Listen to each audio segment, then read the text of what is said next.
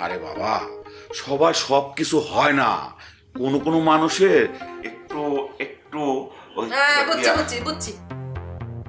চাকরি থেকে রিটায়ার করছো, এখন ওই সমস্ত চোর ডাকাতের চিন্তা বাদ দাও, নিজের চিন্তা করো আর আমার নিজে, ঠিক আছে আব্বা? মা, বারান্দা বয়ে কি করো? আর ঘরে ভাত টাত দাও। ভাত রান্না হয়নি। ভাত রান্না হয় না মানে? হয় নাই মানে হয় নাই।